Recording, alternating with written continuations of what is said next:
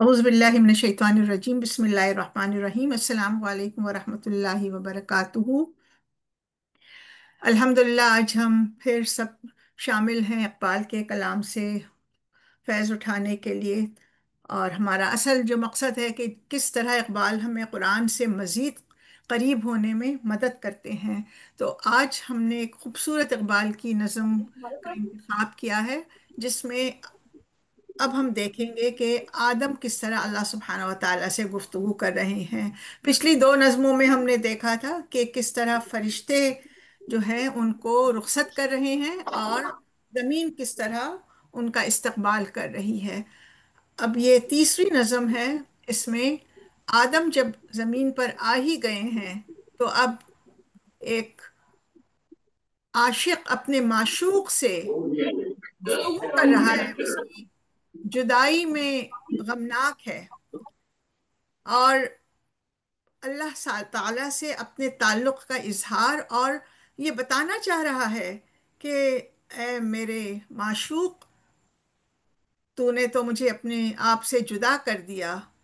लेकिन मेरी अब क्या कैफियत है और मुझे आपसे कब मिलना है। तो आइए इस खूबसूरत नज़म को, जो मुख्तसर सी है, गौर से पढ़ें, उसको समझें। और सबसे बड़ी बात जो इकबाल के कलाम की, कि बग़ैर किसी तशरीह के उसके अंदर जो खूबसूरती है,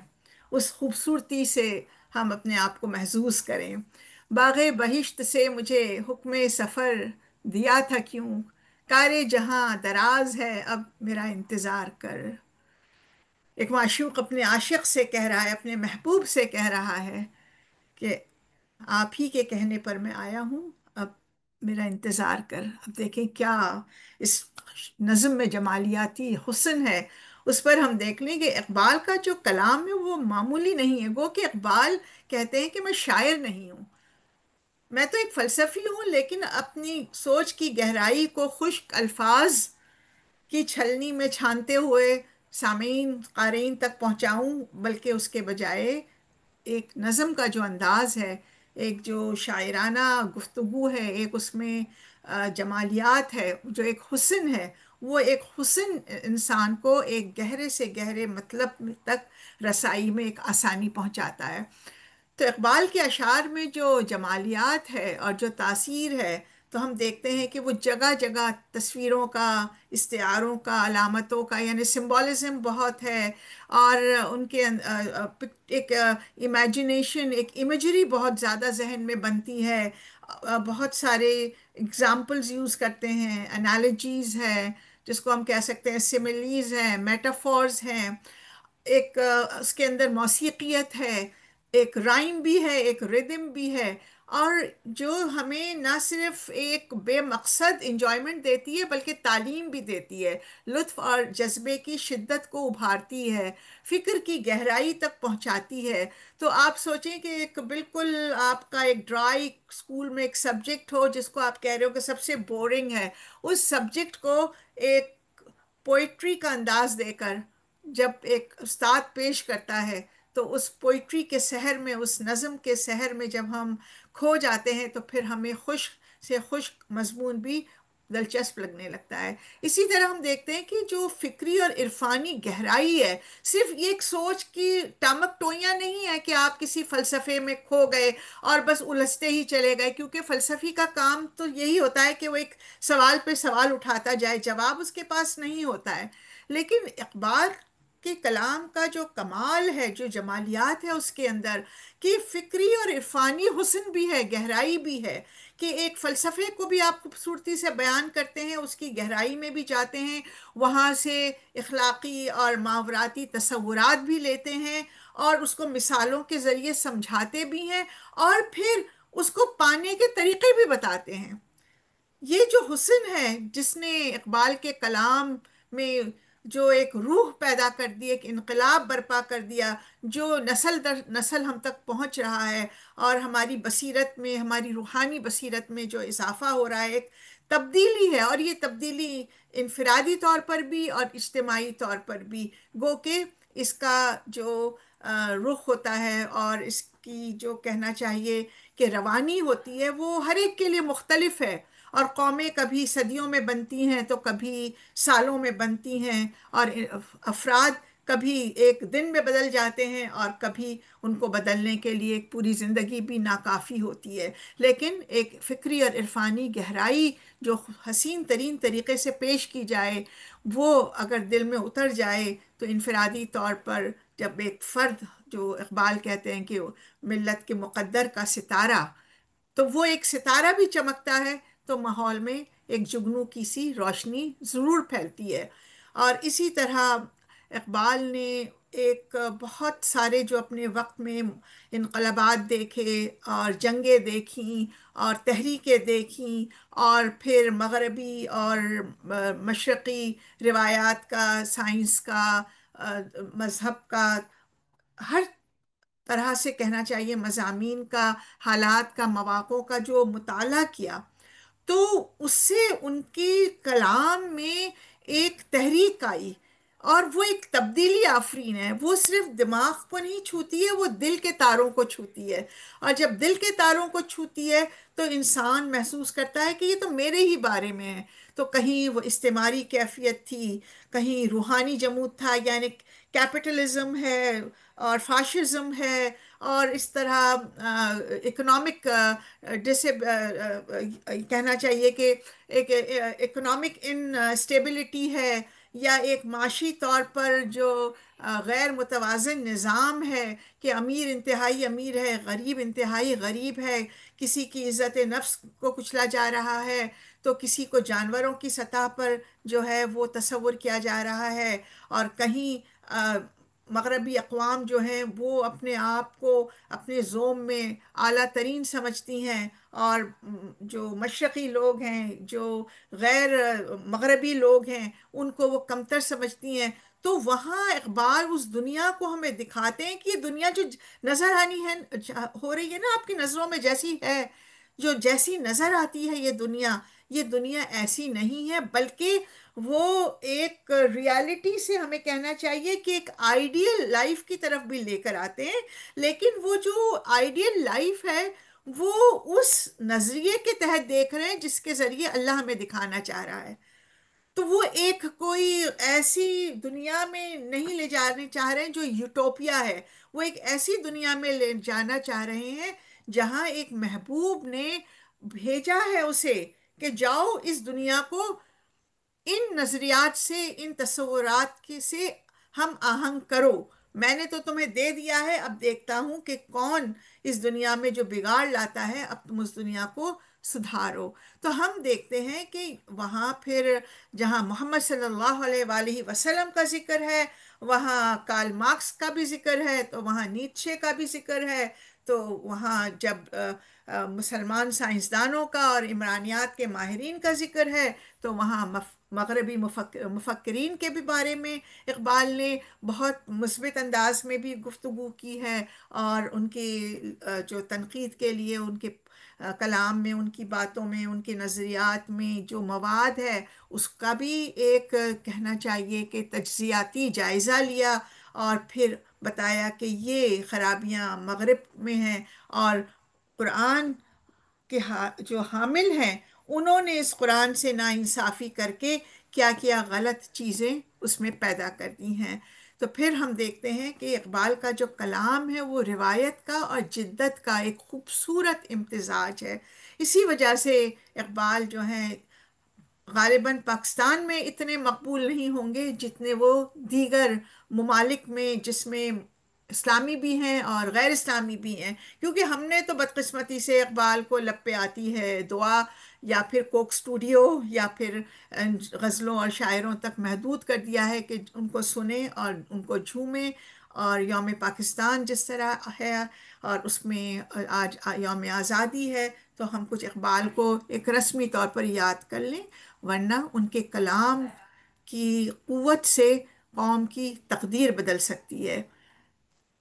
اور یہی کلام انہوں نے کہیں غزل کی صورت میں، کہیں ربائی کی، کہیں مثنوی کی، جیسے کلاسیکل بالکل کہنا چاہیے کہ یہ یونریز ہیں، اصناف ہیں، تو کہیں انہوں نے جو ہے ان کو فکری موضوعات سے، آج کے موضوعات سے، سوچنے کے موضوعات سے، جہاں شعراء نے صرف شاعری کو عشق سے اور عشق مجازی سے اور جو ہے محبوب کی زلفوں سے لے کر محبوب کی کمر تک محدود کر دیا تھا، وہاں اقبال نے ستاروں سے آگے جہاں اور بھی وہاں تک اس تمام یونرا کو پہنچا دیا کہ یہاں تک تم دیکھو، شاعری تمہیں زمین سے اٹھا کر، تصوف سے اٹھا کر، مغربی فلسفے سے اٹھا کر جو ہے وہ کائنات کے آخری سرے تک لے جا سکتی ہے۔ جس طرح اقبال نے کہا کہ سبق ملا ہے یہ معراج مصطفیٰ سے مجھے، کہ عالم بشریت کی زد میں ہے گردوں، کہ بشر کیا چیز ہے، اس کی زد میں کیا ہے، لیکن یہ کس طرح تم پر آشکار ہوگی۔ تو آج ہم انشاءاللہ اس جمال کو اقبال کے کلام کے ذریعے دیکھتے ہیں۔ اچھا، اس خوبصورت نظم میں جو سب سے اہم ترین مکالمہ جو آدم اپنے رب سے کر رہا ہے، یا ایک بچھڑا ہوا جو ہے عاشق اپنے محبوب سے کر رہا ہے، تو جو جواب ہے، جو سوال ہے، جو خیال ہے، وہ تمام کے تمام اس شعور کے گرد گھومتا ہے جس مقصد کے لیے انسان کو اللہ نے بھیجا، اور جو خوبی دی جو جانوروں میں نہیں ہے۔ تو یہ شعور کیا ہے جو ہم بار بار کانشیسنس کی بات کرتے ہیں، کہ انسان جو ہے وہ کائنات کا شعور ہے۔ اس کو بالکل آسان الفاظ میں سمجھنا ہو تو شعور کو ہم سمجھیں، تاکہ اقبال کے کلام کو ہمیں آسانی سے اور سمجھنے میں مدد ملے۔ جب انسان، آپ اپنے آپ کو کائنات کا، دنیا کا مرکز سمجھ لیں، جب آپ یہ جان لیں کہ آپ کے اندر دنیا کے سارے راز موجود ہیں، اور آپ ان تمام چیزوں کو جو کائنات میں موجود ہیں، آپ ان تمام چیزوں سے اپنے آپ کو بلند تر ہو کر دیکھتے ہیں، اور آپ اس طرح ہیں جس طرح آپ ہوائی جہاز میں موجود ہیں، اور پھر زمین آپ کو کتنی چھوٹی نظر آتی ہے۔ وہ گھر جو ہوتے ہیں وہ چھوٹے چھوٹے لیگو کا شاید ایک بلاک ہوگا، اس سے بھی چھوٹا نظر آتا ہے۔ تو دنیا کی تمام چیزوں سے بلند ہو کر جب آپ دیکھنے کی صلاحیت پا جاتے ہیں، تو پھر آپ کا شعور وہاں سے شروع ہوتا ہے۔ اور جب شروع ہوتا ہے تو وہ کہاں سے ہوتا ہے؟ میری اپنی ذات کی ایک عظیم تفہیم ہے، ایک گرینڈ، میں خود، میری ذات بحیثیت انسان ایک گرینڈ نیریٹو ہے۔ جب یہ نیریٹو مجھ سے گفتگو کرتا ہے، اور میں اپنے نیریٹو سے گفتگو کرتی ہوں، اور میں جب اپنی اس میں کو سمجھ جاتی ہوں، اس عظیم تفہیم کو سمجھ جاتی ہوں، تو پھر میں اپنے خالق کے نیریٹو کو بھی سمجھ جاؤں گی، میں اپنے خالق کی دیگر مخلوق کی تفہیم کو بھی آسانی سے کر سکوں گی۔ تو جو خودی ہے وہ کیا ہے؟ میری اپنی ذات کا بہت وسیع اور بلند شعور۔ لیکن بدقسمتی سے انسان کے بارے میں یہ بات بھی صحیح ہے کہ ہم اپنی جہالت کو نظر انداز کرنے کی لامحدود صلاحیت رکھتے ہیں۔ جو کچھ ہم سمجھتے ہیں، جو کچھ ہم پرسیو کرتے ہیں، ہم یہ نہیں سمجھتے کہ جو ہمارے ذہن میں جو اللہ تعالیٰ نے تخیل کی قوت دی ہے، اور معلومات کو، علم کو ایبزارب کرنے کی قوت دی ہے، وہ اتنی زیادہ ہے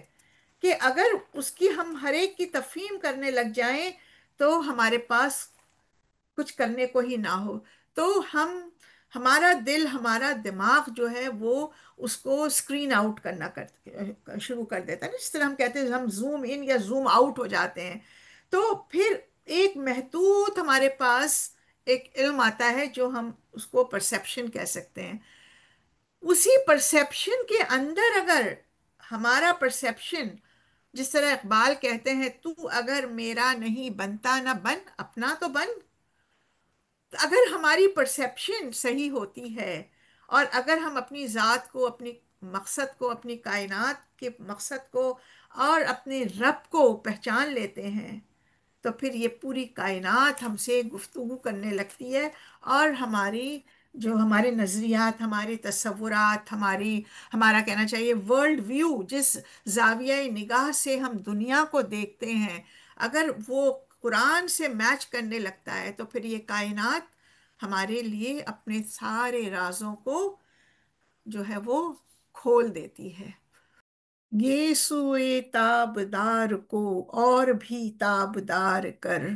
یہ سوئے تابدار کو اور بھی تابدار کر، ہوش و خرد شکار کر، قلب و نظر شکار کر۔ عشق بھی ہو حجاب میں، حسن بھی ہو حجاب میں، یا تو خود آشکار ہو یا مجھ کو آشکار کر۔ تو ہے محیط بے کراں، میں ہوں ذرا سی آبجو، یا مجھے ہم کنار کر یا مجھے بے کنار کر۔ میں ہوں صدف تو میں تیرے ہاتھ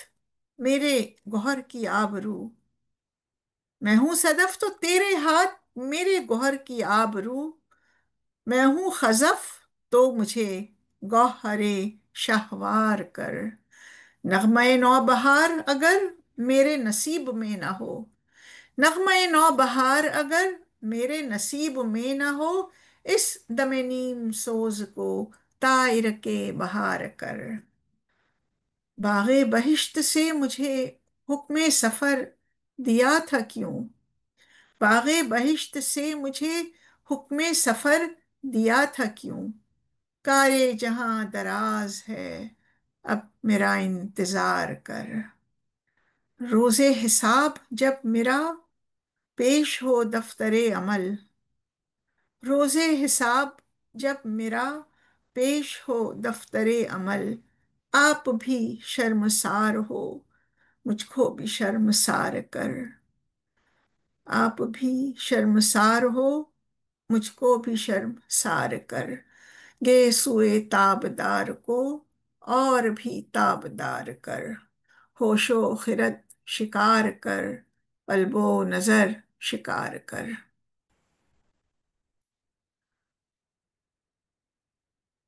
آپ نے محبوب کی زلفوں کا تو اکثر غزلوں میں سنا ہوگا، اور بس شاعر جو ہے وہ ناپتا ہی رہ جاتا ہے۔ آج یہاں دیکھیں اس رب جمال، اس خوبصورت رب کا جلوہ جو ہمیں نظر نہیں آ رہا، لیکن ایک محبوب کو دیکھنے کی جو تڑپ ہے،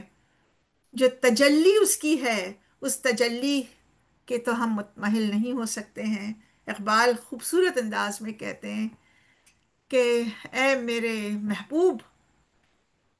مجھے تجھے دیکھنے کی جو ایک بے چینی ہے، ایک میرے اندر تیرا جمال جو میں سہ نہیں سکتا، لیکن ایک شوق ہے، اور وہ شوق یہاں تک ہے کہ تیرا حسن اگر میرے دائرہ حواس میں آ جائے تو میرا جسم، میری عقل، میرے ہوش، میرے حواس، میری محبت، میری نظر، سب کچھ تیرے عشق میں محو ہو کر فنا ہو جائیں، تیرے اسیر ہو جائیں، تیرے حسن میں کھو جائیں۔ میری نگاہ، میرا دل، میرا احساس، میرا شعور تیری اس خوبصورتی کی تاب نہیں لا سکتا ہے، اور میرے اندر تجھے دیکھنے کے لیے ایک جستجو ہے، ایک بیتابی ہے۔ اے پروردگار، اپنی چمکدار تجلی کو اور اتنا میری نظروں کے سامنے، میرے عقل کے دائرے میں، میرے حواس کے دائرے میں، میرے قلب کے، میری محبت کے دائرے میں اس طرح تو لے آ کہ اگر میں تجھے نہ بھی دیکھ پاؤں، لیکن تمام کے تمام چیزیں میری انفرادی طور پر بھی، یعنی ایک انسان جو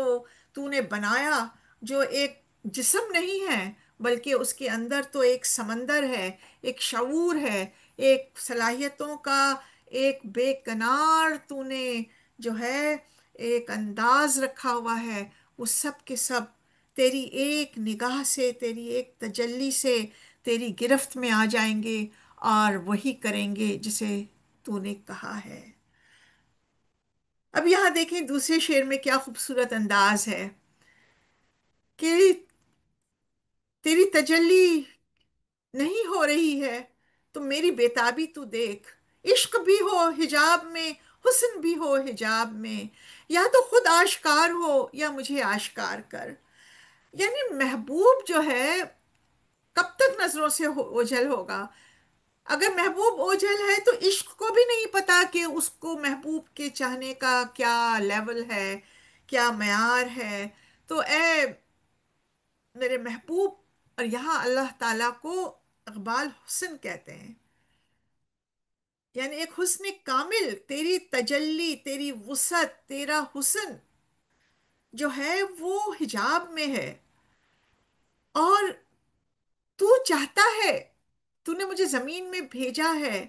اور تو چاہتا ہے کہ میں تجھ سے محبت کروں، تو میری محبت تو تڑپ رہی ہے،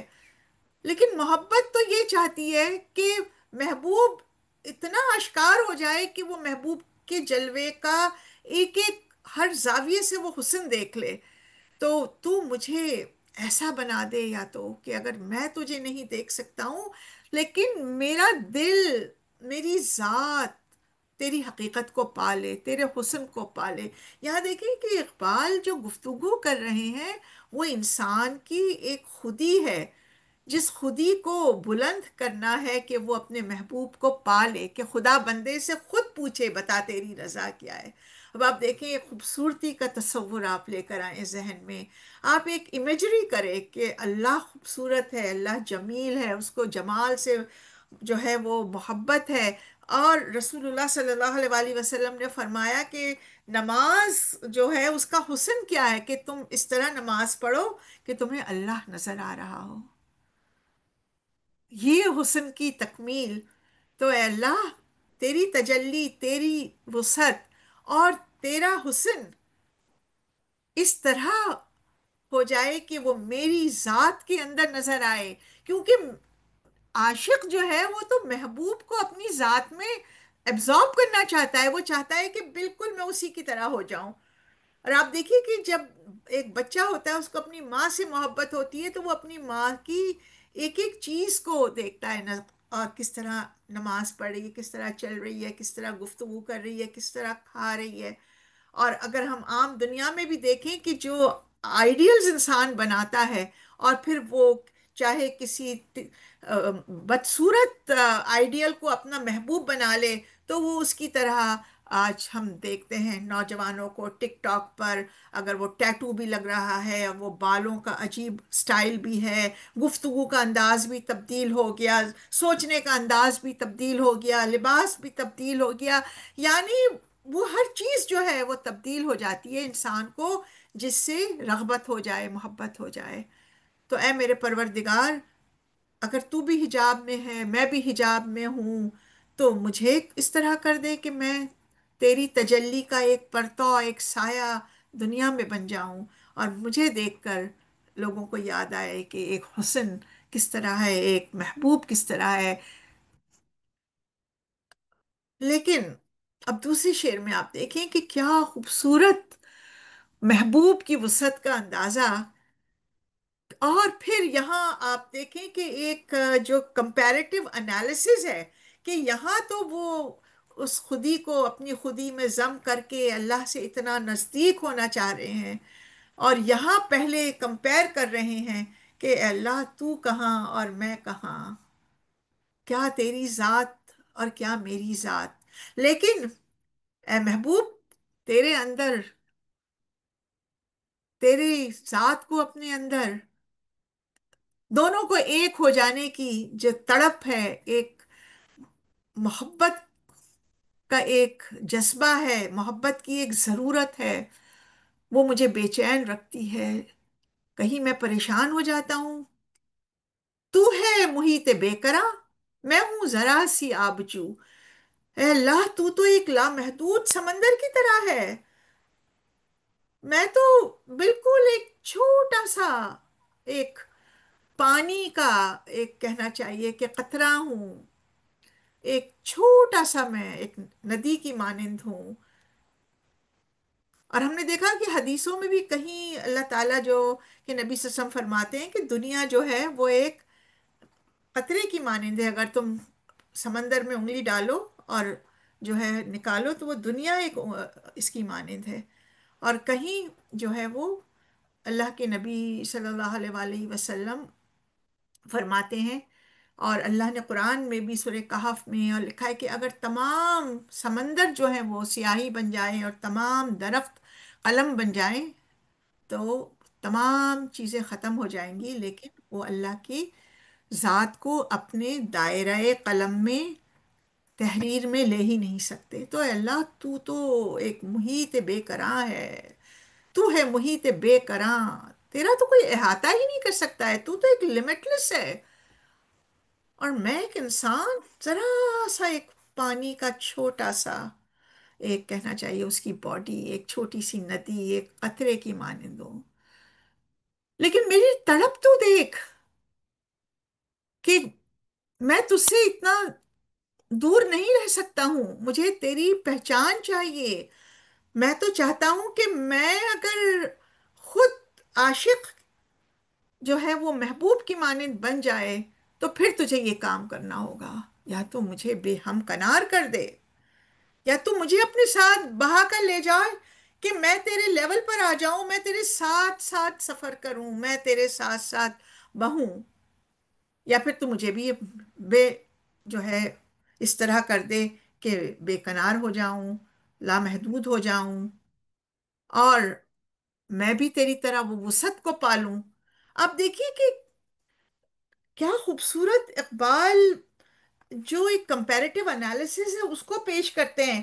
کہیں تو وہ اپنے آپ کو کہتے ہیں کہ میں بالکل ہی ایک آبجو ہوں،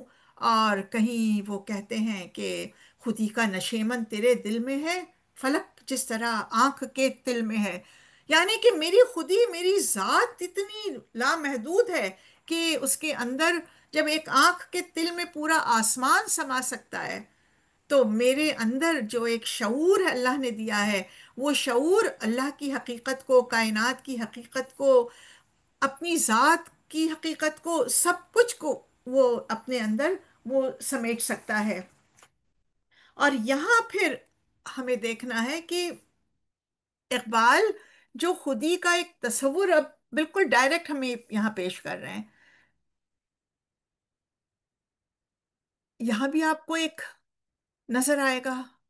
ایک کمپیریٹیو انالیسز۔ یہاں اگر بحیثیت انسان، اے رب تو نے مجھے اگر چھوٹا سا پیدا کیا ہے تو تیرے ہی تو ہاتھ میں ہے، میں اپنی خودی کو اپنی ذات کو کس طرح قیمتی بنا سکتا ہوں؟ میں ہوں صدف تو تیرے ہاتھ میرے گوہر کی آبرو، میں ہوں صدف تو تیرے ہاتھ میرے گوہر کی آبرو، میں ہوں خزف تو مجھے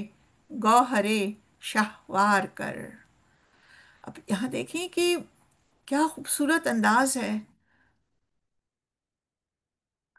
اگر میں صدف ہوں، یعنی میرے اندر ایک میں کھول کی مانند بھی ہوں، اور میرے اندر ایک موتی رکھنے کی صلاحیت ہے،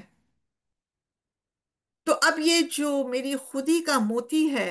یہ تو نے ڈال دیا ہے، لیکن اب تیرے ہی ہاتھ میں اس موتی کو چمکدار بنانے کی، آبدار بنانے کی، تابدار بنانے کی قوت تیرے ہاتھ میں ہے۔ تو اب میری خودی کی عزت تیرے ہی ہاتھ میں ہے، اور اگر میں یہ نہیں کر سکتا ہوں یا میرے ہاتھ میں نہیں ہے، میں شعور کی، میں خودی کی ان بلندیوں تک نہیں پہنچ پایا جہاں نے مجھے دیکھنا چاہا ہے، جس کے لیے نے مجھے خلیفہ بنایا ہے، اور اگر سمجھتا ہے کہ میں ایک عام پتھر ہوں تو پھر تیرے ہی تو ہاتھ میں یہ قوت ہے کہ مجھے ایسا موتی بنا دے جو بادشاہ کے تاج میں لگنے کے لائق ہو۔ آپ دیکھیے میری قیمت تو محبوب تو ہی طے کرے گا۔ اب آپ اقبال کا جوش کلام دیکھیں اور اقبال کا کانفیڈنس دیکھیں کہ یہ وہ انسان ہے جو قرآن میں موجود ہے، یہ وہ انسان نہیں ہے جو بالکل اپنے آپ کو اللہ کے سامنے بے بس سمجھتا ہے، گو کہ وہ ہے، لیکن اگر وہ غلام ایسا بے بس ہو تو پھر اس کو اتنا زبردست کلام دینے کی کیا ضرورت، اتنا بڑا کام دینے کی کیا لاجک؟ تو اے انسان، تو اپنے آپ کو پہچان، اے میرے پروردگار، تو نے مجھے دنیا میں بھیج دیا ہے، اور اگر ابھی میری خودی اجاگر نہیں ہوئی ہے تو اس کی عزت، اس کی آبرو، اس کو چمکدار بنانا، اس کو بلندی تک پہنچانا، وہ بھی تو تیرے ہاتھ میں ہے، تو میری مدد کر۔ اور اگر میں ابھی تک کائنات سے اپنے رشتے کو، تجھ سے اپنے رشتے کو، اپنی ذات سے اپنے رشتے کو نہیں جوڑ پایا ہوں، تو پھر تو میرے اس پتھر نما وجود کو اس قابل کر دے کہ وہ موتی بن کر بادشاہ کے تاج میں لگنے کے قابل ہو جائے، یعنی اس لیول تک میری خودی پہنچ جائے۔ تب یہاں جو خودی کا ایک خوبصورت تصور ہے، جس کو اقبال توحید سے الگ نہیں کرتے، اور ایک شعر تو ہے خودی کا سر نہا ہم نے پڑھا، لا الہ الا اللہ، لیکن اب وہ جو سر نہا ہے وہ اقبال کی مختلف نظموں میں کس خوبصورتی کے ساتھ مختلف طریقے سے اجاگر ہوتا ہے، اس کی تشریح ہوتی ہے، وہ ایک غور طلب چیز ہے۔ تو اس میں جو سب سے بڑی چیز اگر ہم دیکھتے ہیں کہ اقبال ہمیں اس شعوری دینداری کی طرف لانا چاہتے ہیں، جو ایسی خودی بنتی ہے جو اپنی ذات کو اور کائنات کو پہچان کر اپنے رب تک پہنچ جاتی ہے۔ تو اب یہ جو انسان کی شعوری دینداری ہے، جو انسان کی خودی ہے، وہ کیا چیز ہے؟ تو اس میں پہلی چیز جو اقبال ہمیں سمجھانا چاہ رہے ہیں کہ آپ اس کار جہاں میں جو ہے اپنے آپ کو تو پہلے پہچانیں کہ آپ کو اللہ تعالیٰ نے جو شعور دیا ہے، تو آپ کے شعور کا کیا لیول ہے، آپ کی خودی کا کیا لیول ہے، آپ کے اندر جو روحانی اور اخلاقی اور تخلیق کی ایک کریٹو پاور ہے، ایک اسپریچول پاور ہے، ٹھیک ہے نا، آپ کے اندر ایک مورل پاور ہے،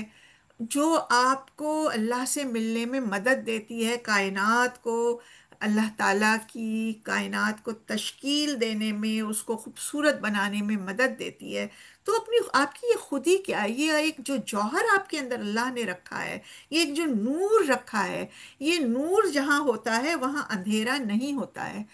ایک نور جہاں ہوتا ہے وہ اپنے آپ کو پھیلانے کی ایک جد و جہد میں لگا رہتا ہے، اسی لیے خودی خاموش نہیں رہتی ہے۔ خودی یا تو سیلفی کی صورت میں ابھرتی ہے، جہاں شعور کا لیول اتنا کم ہے کہ صرف اپنی آپ کو، اپنی سیرت کو نہیں، اپنی صورت کو دیکھ کر، اپنے لباس کو دیکھ کر، اپنے میک اپ کو دیکھ کر، اپنے لباس کو دیکھ کر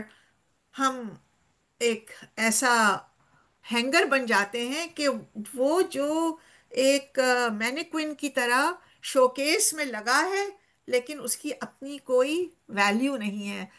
تو وہ مینیکوئن جس میں کوئی جان نہیں ہے، وہ تو ایک ڈسپلے ہے جو ایک مینوفیکچرر کی چیزوں کو دکھا رہا ہے۔ تو جب ہماری خودی اندر سے بیدار نہیں ہوتی ہے تو پھر یہ تمام چیزیں جو ہیں ہمیں ہینگر کے طور پر یوز کرتی ہیں، اور ہم ایکچولی پروموٹ اپنے آپ کو نہیں کر رہے ہوتے ہیں، ہم اس ڈیزائنر کو کر رہے ہوتے ہیں، اس برانڈ کو کر رہے ہوتے ہیں۔ تو خودی جو ہے وہ خاموش رہنے والی چیز نہیں ہے، لیکن اگر وہ ایک تخلیقی اور کریٹو قوت بن جاتی ہے اور وہ ایک شعور کے لیول پر آتی ہے، تو پھر انسان اس عشق سے زندہ رہتا ہے جو توحید کا عشق ہے۔ اور پھر جس طرح وہ خاموش نہیں رہتی ہے، خودی خودی ایک بے چین جو ہے ایک انسان کے اندر رہتی ہے، وہ عمل کے ذریعے اپنے آپ کو اظہار کرنا چاہتی ہے۔ اسی لیے عمل کا جو پیغام ہے وہ طاقتور ترین پیغام اقبال نے دیا ہے۔ تو جو چیز آپ کو عشق دیتی ہے، وہی چیز آپ کو عمل پر ابھارتی ہے، اور پھر وہی عشق اور عمل آپ کا اسی راستے میں جد و جہد سے نکھرتا ہے۔ اب آپ دیکھ لیں کہ آج کا انسان، اس کے اندر شعوری دینداری نہیں ہے، تو وہ کس چیز کو خودی سمجھ کر کس چیز کو نکھار رہا ہے، ابھار رہا ہے، اس کی جد و جہد کی سمت کس طرف ہے۔ کیونکہ اگر ہمارے اندر ایک شعوری دینداری اور دینی پیاس ہوگی تو پھر ہماری جو خودی ہے وہ نماز سے لے کر، جس طرح اقبال کہتے ہیں، سائنسدان تک وہ عبادت کو شامل کر لے گی، کہ میری نماز جو ہے وہ بھی عبادت ہے، اور میرا کائنات کو دیکھنا وہ بھی عبادت ہے۔ اور اگر آج یوم آزادی پر غلاموں کی نماز آپ اقبال کی وہ پڑھ لیں، تو جب اسی میں اقبال یہ بتاتے ہیں کہ جب ایک ترکی کا وفد آیا ہے اور اس کو لاہور مسجد میں لے جایا گیا ہے اور طویل سجدے امام کر رہا ہے، تو وہ ترکی کا وفد ہے، وہ کہتا ہے کہ یہ آپ کی امام اتنی طویل جو ہیں نمازیں اور سجدے کیوں کر رہے ہیں؟ کیا انہیں پتہ نہیں ہے کہ وہ غلام ہیں؟ اور آپ دیکھیں کہ سوچ نے اقبال سے وہ پوری نظم لکھوا لی، کہ وہ جب شعور کا لیول آ گیا کہ کائنات سے غلام کا کیا رشتہ ہے، شعور کا کیا رشتہ ہے، کائنات آپ سے کس طرح بات کرتا ہے، کائنات اور آپ کے درمیان کیا تعلق ہے۔ اور جب اقبال آ، پوچھتے ہیں اور سوچتے ہیں اور کہتے ہیں، اور جب وہ نظم لکھتے ہیں، تو پھر ہم اگلے شعر میں بھی دیکھیں گے تو ہمیں وہ پتہ چلتا ہے کہ غلام کی جو نماز ہوتی ہے وہ اسی لیے طویل ہوتی ہے، غلام کے وظیفے اسی لیے طویل ہوتے ہیں کہ اس کو کرنے کا کوئی کام ہی نہیں ہے، اور اس کو تو پتہ ہی نہیں ہے کہ مجھے دنیا میں کس کام کے لیے بھیجا گیا ہے۔ اور یہاں وہ شعور کی اگر کیفیت ہو تو کائنات کس طرح بات کرتی ہے، اقبال کس طرح کائنات سے بات کرتے ہیں، ہماری خودی کس طرح کائنات سے بات کرے گی، یہ ہماری شعور کا لیول جو ہے وہ بتائے گا۔ اور اگر ہمارا وہ شعور اور ہماری وہ شعوری دینداری ہوگی تو پھر وہ کائنات، پوری جو کائنات ہے، ان فی خلق السماوات والارض واختلاف اللیل والنہار، وہ تمام کی تمام کائنات ہم سے بات کرنے لگے گی۔ اگر وہ کائنات ہم سے بات نہیں کرتی ہے اور اسی لیول تک کرتی ہے کہ آج بارش ہو رہی ہے تو چلو پکوڑے کھانے کا دل چاہ رہا ہے، تو پھر یہ ہمارے شعور کا لیول دیکھ کر ہی کائنات نے ہم سے کہا کہ اب تم پکوڑے بناؤ۔ لیکن اگر یہ کائنات سے ہم بات کرتے ہیں اس لیول پر جہاں پوری کائنات اللہ کی ذات کی پہچان اور شناخت بن جاتی ہے، تو پھر وہ کائنات کھول کھول کر ہمیں بتاتی ہے کہ آؤ مجھے اپنے اندر ضم کر لو، خودی کا نشیمن تیرے دل میں ہے، فلک جس طرح آنکھ کے دل میں ہے۔ تو پھر یہ آنکھ تو وہ ہے جو محبوب کے سوا کوئی چیز دیکھ ہی نہیں سکتی۔ جس طرح اکثر ہم فلمی گانوں میں بھی سنتے ہیں نا کہ گلشن میں بہاروں میں تو ہے، ان شوخ نظاروں میں تو ہے، جدھر دیکھتا ہوں ادھر تو ہی تو ہے۔ تو پھر یہ جو شعور کا جو لیول ہوگا وہ محبوب کو دکھائے گا۔ اور یہاں جب خودی روشن ہوتی ہے تو آپ دیکھیں کہ اس لیول تک لے جانے کے لیے، اس معیار تک لے جانے کے لیے کیا خوبصورت بات اقبال، یہ خود ہی بلکہ کہنا چاہیے، اپنی محبوب خودی سے کہتی ہے جو خود خدا ہے: نغمہ نو بہار اگر میرے نصیب میں نہ ہو، نغمہ نو بہار اگر میرے نصیب میں نہ ہو، اس دم نیم سوز کو طائر کے بہار کر۔ کیا خوبصورت بات ہے کہ اے اللہ، اگر میری پوری تخلیقی قوت، میری خودی اگر اس مقام تک نہ پہنچ سکتی ہو کہ تو مجھے نظر آئے، تیرا حسن مجھے نظر آئے، تیری اصلیت، تیری حقیقت مجھے نظر آئے، میری اپنی روحانی تجدید اور میری خوشی کی وہ کیفیت مجھے اس مقام تک، اس لیول تک نہ لے جائے کہ جہاں معشوق اور عاشق ایک ہو جائیں، تو اللہ کم از کم تو اتنا تو کر دے کہ میری اس تڑپ کو، میرے اس سوز کو اس لیول تک تو لیا جس طرح ایک چھوٹا سا پرندہ بہار میں پتہ چلتا ہے کہ وہ جب ایک اپنا ترانہ گاتا ہے تو معلوم ہوتا ہے کہ وہ بہار کی آمد کا پیامبر ہے۔ تو اے اللہ، میرے ہوش کو، میری خودی کو کم از کم اس پرندے کی مانند تو کر دے کہ وہ تیری پہچان بن جائے اور اس کے اندر تیری پہچان کی ایک خوشی آ جائے۔ تو آپ دیکھیے کہ ہم اپنے ادھورے جذبوں کے ساتھ بھی اللہ کی نظر میں ادھورے نہیں ہو سکتے ہیں، اگر ہمارے اندر یہ سوز ہو اور یہ تڑپ ہو اپنے محبوب سے ملنے کی۔ تو اے اللہ تم میری تخلیقی خودی کو منور کر دے، میرے اندر ایک کائنات ہے تو اس کو اس طرح روشن کر دے کہ کائنات مجھ سے بات کرے، اور میری آواز سے دوسروں کو بھی پتا چلے کہ ایک رب موجود ہے، اور اس رب کی خودی تک مجھے پہنچنا ہے۔ تو مجھے بھی اس بہار کے ایک چھوٹے سے پرندے کی مانند کر دے جو بہار کا پیامبر بن جائے، جو تیری خودی کو پہچان کر دوسروں تک اس پیغام کو پہنچانے والا بن جائے۔ اب یہاں ہم دیکھیں کہ جو اس خودی کی ہم بات کر رہے ہیں، اور جو ایک شعوری دینداری کی بات کر رہے ہیں، اور جو غلاموں کی نماز کی بات اقبال کر رہے ہیں، تو یہاں ہمیں اس ایک چھوٹے سے شعر میں کیا خوبصورت اقبال نے پیغام دیا ہے۔ باغ بہشت سے مجھے حکم سفر دیا تھا کیوں، کارے جہاں دراز ہے اب میرا انتظار کر۔ یہاں آپ دیکھیے کہ نہ کرسچینٹی کی مانند کے ایک سزا کے طور پر، نہ انہوں نے جو بی بی ہوا کا نام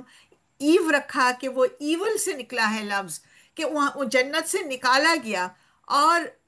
کہیں بھی ہم دیکھیں کہ قرآن میں اللہ نے یہ نہیں کہا ہے کہ جنت سے نکل جاؤ، بلکہ ہمیں جنت سے اتارا، یعنی ایک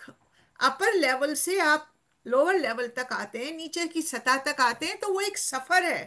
اور ایک سفر جو ہوتا ہے وہ مختلف مراحل میں طے ہوتا ہے، اور پھر کہا جاتا ہے کہ اس سفر کے بعد جب یہ اختتام ہوگا تو تم دوبارہ انہی سیڑھیوں کو چڑھتے چڑھتے چڑھتے دوبارہ اوپر آؤ گے۔ تو اے میرے پروردگار، اے میرے محبوب، اس باغ سے مجھے جو حکم ملا تھا سفر کا وہ آپ ہی کی جانب سے تھا، اور اس سفر میں جو آپ نے مجھے بھیجا تو ایک یہ صرف انٹرٹینمنٹ کا سفر نہیں تھا، ایک فراغت کا سفر نہیں تھا، بلکہ وہاں اس بہت بہت زیادہ ایک ذمہ داری دی گئی، ایک مشن دیا گیا۔ اس زمین کو جس کو سنوارنے کا عزم پہاڑوں نے برداشت نہیں کیا، ایک میرے ناتواں بدن نے برداشت کر لیا۔ اس نے کہا اس جسم نے، کیونکہ اس کے اندر ایک عزم تھا، میں اس بوجھ کو اٹھا رہا ہوں۔ تو نے مجھے جنت میں رہنے کے لیے نہیں پیدا کیا تھا، بلکہ مجھے زمین پر خلافت کے لیے۔ تو ہم زمین پر کسی مجبوری کے تحت نہیں آئے ہیں، بلکہ علم کے لیے، عمل کے لیے، کائنات کی تعمیر کے لیے، اپنے آپ کو بلند کرنے کے لیے، اللہ کے نام کو بلند کرنے کے لیے۔ تو یہ ایک ٹیسٹ ہے، کہیں اللہ کہتا ہے، کہیں اللہ کہتا ہے کہ یہ تمہارے لیے ایک جاب ہے، خلیفہ ہو، اور تمہارے لیے یہ کام کرنا ہے، کہیں یہ کہتے ہیں اللہ تعالیٰ کے بھئی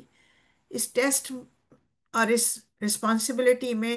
تمہیں مختلف مقامات ملیں گے جو تمہیں دوبارہ اس سیڑھی پر بلند ہونے کے لیے، میرے قریب پہنچنے کے لیے ارتقاء کا سفر طے کروائیں گے۔ تم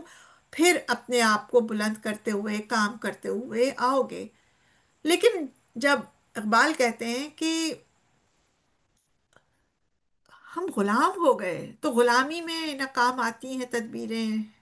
نہ تقدیریں، جو ہو ذوق یقیں پیدا تو کٹ جاتی ہیں زنجیریں۔ تو ہم ایک ایسے غلام ہو گئے ہیں کہ ہمیں تو پتہ ہی نہیں ہے کہ کار جہاں کیا ہے، اور جب کار جہاں نہیں پتا تو پھر ظاہری بات ہے وہی عمل کی تحریک اور اندر ایک خودی کو ابھارنے کا جذبہ وہ پھر ہم سے بے مقصد کام کروا لیتا ہے۔ اور یہاں اقبال کہتے ہیں کہ کار جہاں دراز ہے اب میرا انتظار کر،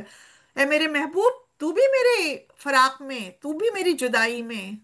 یقیناً بے قرار ہے، بے چین ہے، لیکن تو نے ہی تو مجھے اس دنیا میں بھیجا ہے، اور پھر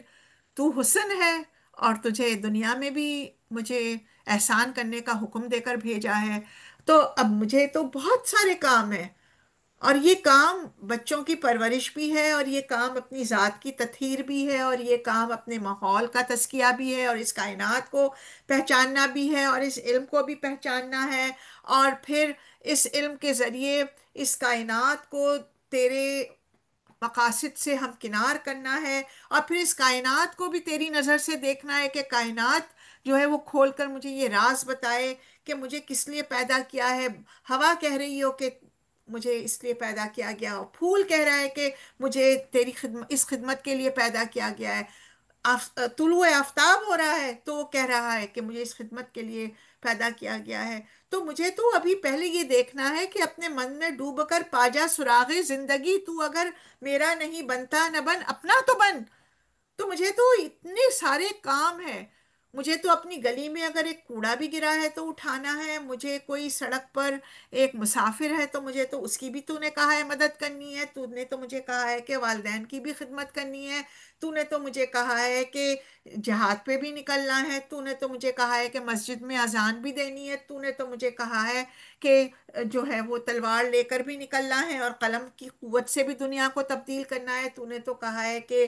آسمانوں کو تسخیر کر کے وہاں بھی میرا جو ہے حکم نافذ کرنا ہے۔ لیکن میں تو ایک غلام بن کے رہ گیا ہوں، ستارہ کیا میری تقدیر کی خبر دے گا؟ اور یہ غلامی کی انتہا اقبال بتا رہے ہیں کہ ستارہ کیا میری تقدیر کی خبر دے گا، وہ خود فراخی افلاق میں ہے خوار زبو، کہ وہ خود خوار ہو رہا ہے، وہ خود زبو حالی کی صورت میں ہے۔ اس کو تو خود نہیں پتا کہ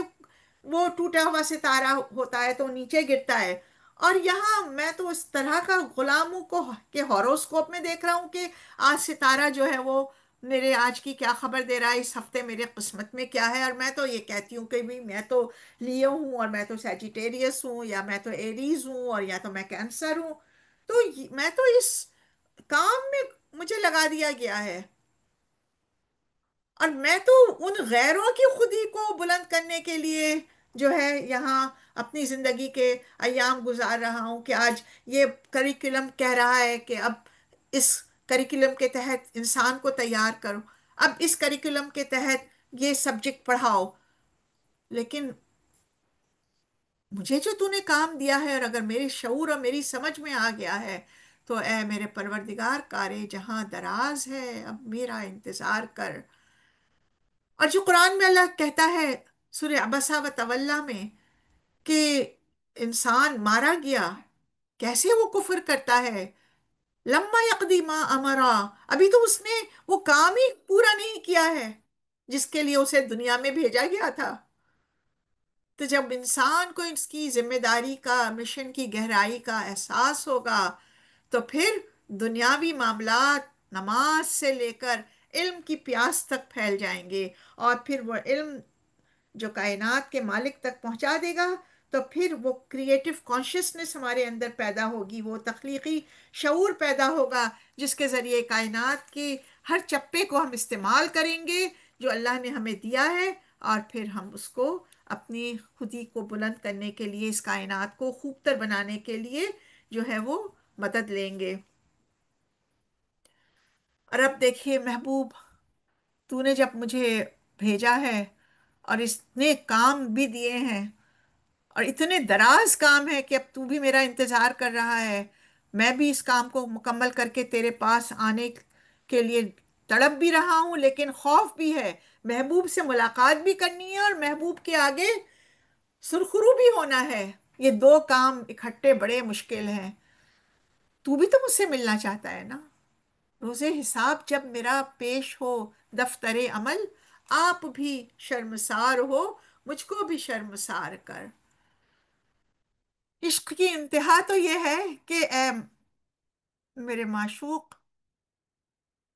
جتنا عشق مجھے تجھ سے ہے، اے میرے پروردگار، اتنا عشق تجھے بھی تو مجھ سے ہے، جبھی تو نے مجھے اس نیابت پر اور خلافت پر فائز کیا، اسی لیے تو الرحمن علم القرآن خلق الانسان علمہ البیان۔ تو نے اپنا محبوب ترین نام، اپنا محبوب ترین کلام، اپنا محبوب ترین مخلوق، اور اپنا محبوب ترین جو مخلوق میں صفت ہو علامہ البیان، یہ سارا جو مجھے دے کر بھیجا ہے، تو کار دراز اتنا ہے، تو اے- مجھے تو پتا ہے کہ اگر یوم حساب میں تیری کتاب میں ناکام ہوا، میرے عمل کا ریکارڈ تیرے سامنے کھولا گیا اور مجھے شرمندگی ہو، تو اے میرے محبوب، تجھے بھی تو مجھ سے اتنی محبت ہے نا، کہ تجھے بھی تو شرمندگی ہوگی کہ میرا بندہ جس سے میں اتنی محبت کرتا تھا، تو بھی میری کوتاہیوں پر شرمندہ ہو جانا، میں بھی شرمندہ ہوں گا۔ یہ ایک عشق کی انتہا ہے۔ اب دیکھیں کہ چھوٹے چھوٹے زندگی کے پرابلمس کو ہم دیکھتے ہیں، اور اگزامپلس کو اگر ہم دیکھتے ہیں کہ ایک ماں اپنی اولاد کی کتنی خوبصورت تربیت کرتی ہے، ایک استاد اپنے شاگرد کو کتنی محبت سے پڑھاتا ہے، اور پھر جب وہ کوئی غلط کام کرتا ہے تو کبھی بھی جس سے محبت ہو، ایک استاد، ایک ماں یہ نہیں کہے گی کہ میرا بچہ ہی ایسا ہے، بلکہ پہلے اپنے اندر ایک احساس ندامت پیدا ہوتا ہے کہ میں نے سکھایا تو بہت تھا، مجھے تو خود شرمندگی ہو رہی ہے اس کے اس عمل سے۔ اب دیکھیے یہ ایک محبت کا رشتہ ہے اللہ سے جو اقبال ہمیں دینا چاہ رہے ہیں، کہ اس محبت کے رشتے میں اقبال کے اندر اتنی جرت ہے، اور اقبال کا جو کلام ہے وہ اتنا جری ہے کہ انسان کو ہلا دیتا ہے کہ ہم اپنے رب پروردگار سے گڑ گڑا کر بھی بات کرتے ہیں، ہم اپنے پروردگار سے لیکن اعتماد کے ساتھ بھی بات کر سکتے ہیں کہ اے میرے محبوب، تو بھی تو شرمندہ ہوگا کہ تو نے کیسی مخلوق پیدا کی، تو نے کیسا عاشق پیدا کیا کہ جس کو دیکھ کر مجھے خود شرمندگی ہو رہی ہے۔ تو اگر تجھے شرمندہ نہیں ہونا ہے تو پھر مجھے بھی شرمندہ نہ کر۔ جس طرح ایک بڑی خوبصورت فارسی کی جو ہے اقبال نے اپنے کلام میں کہا ہے کہ اے اللہ، تو کہاں، تیرا کیا مرتبہ، اور میں تو تیرے سامنے کچھ بھی نہیں ہوں، اور روز حشر تو مجھ سے حساب کتاب نہ لینا، کیونکہ مجھے پتا ہے کہ میں شرمندہ ہو جاؤں گا۔ لیکن اگر یہ ناگزیر ہو کہ تجھے حساب کتاب میرا لینا ہی ہے، تو محمد صلی اللہ علیہ وآلہ وسلم کے سامنے نہ لینا، کیونکہ اس موقع پر اگر ہم قرآن کو جوڑیں اور ہم یاد کریں سورہ فرقان میں اللہ تعالیٰ کہتا ہے کہ رسول اللہ صلی اللہ علیہ وسلم کہیں گے، وقال الرسول یا رب ان اتخذوا هذا القرآن ان قومی اتخذوا هذا القرآن مہجورا، اے میرے پروردگار، میرے ان لوگوں نے، میری اس قوم نے اس قرآن سے ہجرت کر لی تھی، اس کو چھوڑ دیا تھا، اس کو مذاق کا نشانہ بنا دیا تھا۔ روز حساب جب میرا پیش ہو دفتر عمل، آپ بھی شرمسار ہو، مجھ کو بھی شرمسار کر۔ یہ وہ پیغام ہے جو اقبال کا ہم تک پہنچے، اور آج یوم آزادی بھی ہے تو ہم تجدید کریں اس عہد کی جو ہم نے اللہ سے کیا ہے، اس عہد کی جو ہم نے اللہ کے نام پر اس ملک عزیز کو پایا، اور ہم جو آزادی کی خوشیاں منا رہے ہیں، تو ہمارے شعور کا لیول کیا ہے، کس بات کی ہم خوشی منا رہے ہیں؟ اس بات کی آزادی کہ ہم ذہنی طور پر بھی آزاد ہو چکے ہیں، ہماری اپنی ثقافت بھی ہے، ہماری اپنی شعور کی بلندی بھی ہے، جس میں جس طرح اقبال کہتے ہیں کہ ضمیر پاک و نگاہ بلند، و مستی شوق نہ مال و دولت قارون نہ فکر افلاطون۔ تو کیا آج ہم اس آزادی میں ہیں کہ ہم منا سکیں کہ ہم نے اس غلامی سے آزادی پالی ہے، جہاں ہمارے ہاں نہ فقر ہے، وہ والا فقر نہیں کہ ہم ورلڈ بینک کے غلام ہیں، بلکہ وہ فقر کہ قارون کی دولت بھی مل جائے لیکن ہمارے اندر وہ بے نیازی ہو۔ آج وہ قوم جو پوری اپنے آقاؤں سے آج بھی بھیک مانگتی ہے، آج بھی ان کی طرف دیکھتی ہے، آج بھی غربت ہے، آج بھی اس آقائے نامدار جس نے کہا تھا کہ جاہلیت کے بت میرے قدموں تلے ہیں، جس نے گورے اور کالے کا فرق مٹا دیا، جس نے عرب اور عجم کا فرق مٹا دیا، جس نے امیر اور غریب کا فرق مٹا دیا، جس نے عصبیت کا فرق مٹا دیا، جس نے عورت کو آزادی دی، جس نے عورت کو اس بلندی پر پہنچا دیا کہ حج پر جو ایک سلیکٹو ٹاپکس تھے اس میں کہا کہ میں تم سے اپنے آپ سے جو ہے، تم اللہ سے جب ڈرو تو اس میں تم ڈرو کہ تم عورت کے ساتھ کیا معاملات کرتے ہو۔ تو آج ہم یہ دیکھیں کہ ہم نے اس معاشرے کو جو بنایا ہے، کارے جہاں دراز ہے اب میرا انتظار کر، تو اس دراز کام کو کہیں سمیٹ کر کسی ایک دراز میں رکھ کر ہم ان دنیاوی معاملات پر پہنچ گئے کہ جہاں ہمیں کچھ بھی نظر نہیں آتا، یہ مال و دولت دنیا، یہ رشتہ و پیوند، بتانے وہم و گما، لا الہ الا اللہ۔ تو یہ بت جو ہیں وہ اتنے ریئل بن چکے ہیں کہ ہم ان عصبیت سے، ان جاہلیت سے، ان رسومات سے، ان خرافات سے نکل ہی نہیں پائے، اور ان خرافات میں کھو کر اس طرح ہو گئے ہیں کہ امت روایات میں کھو گئی، امت خرافات میں کھو گئی، دین ایک طرف رہ گیا، علم ایک طرف رہ گیا۔ تو آئیں ہم اللہ سے دعا کریں کہ اللہ ہمارے اس اسلامی ملک کو، جو ہم کہتے ہیں کہ اقبال اس کے آئیڈیالوگ ہیں، اور اقبال نے نظریہ پاکستان پیش کیا، اور وہ نظریہ پاکستان کیا ہے؟ وہ قرآن ہے۔ تو اللہ ہمیں اس قرآن کی طرف تو واپس لے جا کہ جہاں ہم تیرے آگے آئیں تو نہ تو شرمسار ہو، نہ میں شرمسار ہوں۔ تو اللہ ربی اوزعنی ان اشکر نعمتک التی انعمت علی وعلی والدی وان اعمل صالحا ترضاہ واصلح لی فی ذریتی انی تبت الیک وانی من المسلمین۔ کہ اللہ ہم سب کو یہ قوت عطا فرما دے کہ ہم تیری قوت کے تحت آ جائیں، اور تو جیسے کہ اللہ کے نبی صلی اللہ علیہ وسلم نے فرمایا کہ میری پیشانی کے بال اپنی مٹھی میں پکڑ کر مجھے اپنی طاعت کی طرف پھیر دے کہ میں تیری نعمتوں کا شکر ادا کر سکوں۔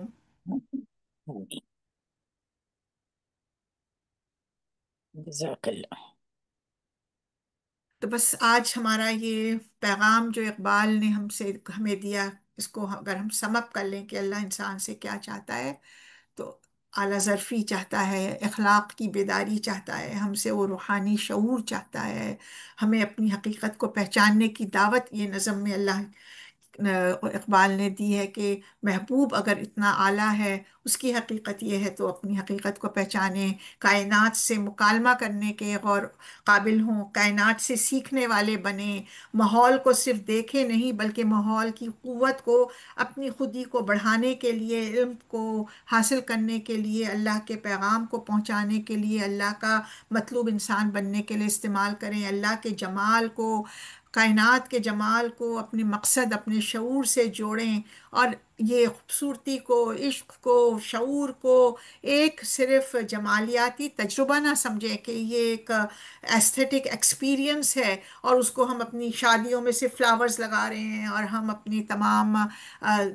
باطنی کے بجائے ظاہری زندگی کو گلوریفائی کر رہے ہیں، بلکہ اس کو اپنی اخلاقی اور روحانی جو ہے وہ اسینشن کا، ارتقاء کا، ترقی کا جو ہے وہ ذریعہ بنائیں۔ اور اللہ نے جو کار دراز ہمیں دیا ہے اس ذمہ داری کو شعوری طور پر قبول کریں، اور اس شعوری قبولیت کے ساتھ اپنی روحانی اور اخلاقی ذمہ داری کو پہچانتے ہوئے اپنی شخصیت کو تبدیل کریں، تاکہ ہم ظاہری روشنی سے اس باطنی نور کی طرف آئیں، یعنی فطرت سے ہم اپنی حقیقت کی طرف آئیں، جس کو اللہ نے کہا ہے کہ فطرت اللہ التی فطر الناس علیہا لا تبدیل لخلق اللہ۔ تو اپنے اوریجنل اسٹرکچر کو، اپنی اوریجنل فطرت کو، جو آج ہمیں اینیمیٹڈ ورلڈ میں، آرٹیفیشل ورلڈ میں، آرٹیفیشل انٹیلیجنس میں، ورچوئل ریالٹی میں ہم جو کھو چکے ہیں، تو ہم اپنی اس حقیقت کو پہچانیں۔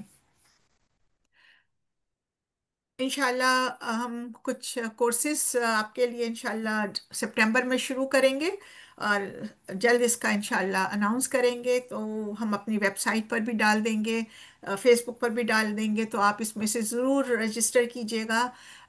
کچھ اردو میں ہوں گے، کچھ انگریزی میں ہوں گے۔ اردو کی میں نے آپ کے سامنے لسٹ رکھی ہے، ساقی نامہ ہے جس میں، اور جو یہ ایک تعلیمی جامع کورس ہوگا جو کئی ہفتوں پر محیط ہوگا، اور اس میں پھر ایکٹیویٹیز بھی ہوں گی، اور اس کے اندر انشاءاللہ تعالی ہم پریکٹیکل بہت سارے ورک پلانز بنائیں گے انشاءاللہ تعالی، کیونکہ اس میں جو اقبال نے ہر لیول پر جو اس کو 7 حصوں میں تقسیم کیا ہے، اور اس میں ہر جو ہے ایک لیول ہے وہ ایک موضوع کی طرف جاتا ہے. تو انشاءاللہ تعالیٰ اس طرح ہم دیکھیں گے کہ کس طرح اقبال ہمیں پوری تاریخ سے لے کر حاضر تک ایک سبق دیتے ہیں. تو اس میں پھر آپ کی پوری ہسٹری بھی آ جاتی ہے، جاگرفی آتی ہے، سائنس آتی ہے، آپ کا سیلف ڈیولپمنٹ آتا ہے، پھر قرآنی جو ہے تدبر آتا ہے. مطلب ہر چیز اس کے اندر. ساقی نامہ ایک خوبصورت ترین اقبال کی نظم ہے. اور اس طرح ہم جو ہے یہ ہفتہ وار نظم کو اس طرح ماہ بہ ماہ انشاءاللہ ایک نظم کر دیں گے، اور اس کو بھی ہم انشاءاللہ غور سے سمجھیں گے، اور اس کے اندر بھی ہم ایکٹیویٹیز کریں گے. اور پھر انگلش میں ہم انشاءاللہ اپنا جو ہے وہ بچوں پر جو ہے خودی کو کس طرح ہم اپلائی کر سکتے ہیں، اور اس کو ہم انشاءاللہ تعالیٰ ایک سائنٹیفک طریقے سے لے کر چلیں گے. اور اس میں جو ہے مختلف ماڈیولز ہوں گے جس میں ہم دیکھیں گے انشاءاللہ. لیکن ایک شارٹ کورس ہوگا، اور ایک انٹینسو کورس اس سے زیادہ ہوگا کہ اقبال کی خودی کو ہم کس طرح کلاس رومز میں اور ہوم سکولنگ میں، اور مدرز بھی ہر لیول پر اس کو سمجھ سکتے ہیں، کس طرح ہم انشاءاللہ تعالیٰ یہ یہ لیسن پلانز بھی بنائیں گے، اور انشاءاللہ تعالیٰ گھر میں بھی ہم کس طرح بچوں کی خودی کو مکالموں کے ذریعے اور اسٹرکچرڈ ایکٹیویٹیز کے ذریعے بلند کر سکتے ہیں. اور پھر اردو کی طرح انشاءاللہ انگلش میں بھی، کیونکہ الحمدللہ ہمارے دو حلقے ہیں، اور ایک انگریزی دان ہے، ایک اردو دان ہے. اور اقبال کو اردو میں بہترین طریقے پر سمجھ سکتے ہیں، لیکن اگر ہم ملٹی لینگویج میں جاتے ہیں تو ہم اقبال سے انصاف نہیں کر پاتے ہیں. تو انشاءاللہ یہ مکمل انگلش میں ہوگا، اور ایک جو ہے وہ مکمل اردو میں ہوگا. اور اسی طرح ہم چاہ رہے ہیں کہ انشاءاللہ ہماری ٹیم میں اضافہ ہو، آپ میں سے جو اقبال شناس ہیں اور اقبال کو پہلے سے بھی کچھ پڑھا ہے، وہ ہمارے ساتھ شامل ہونے کے لیے رابطہ کریں. اور جو ایک اس لیول پر ہوں، جو ماشاءاللہ میڈیا کا بہترین استعمال ہے اور گرافکس میں کر سکتے ہوں، تو انشاءاللہ ہم پھر بیک وقت اقبال کو اتنا پھیلا دیں انشاءاللہ تعالیٰ کہ ہماری نسل جو ہے انشاءاللہ وہ اقبال کے کلام سے، اور اگلی نسلیں فائدہ اٹھا سکیں. آپ سب کی شرکت کا بہت شکریہ. السلام علیکم ورحمۃ اللہ وبرکاتہ.